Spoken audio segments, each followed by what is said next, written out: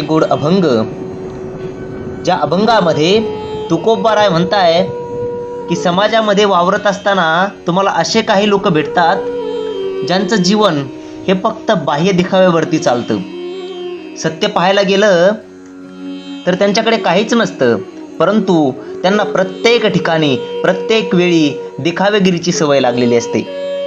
असंच बोलत असताना तुकोबारायांनी एका अभंगामध्ये सांगितलंय की घरी रांडा पोरे मरती उपवासी, लोकांपाशी सांगे थोरपण.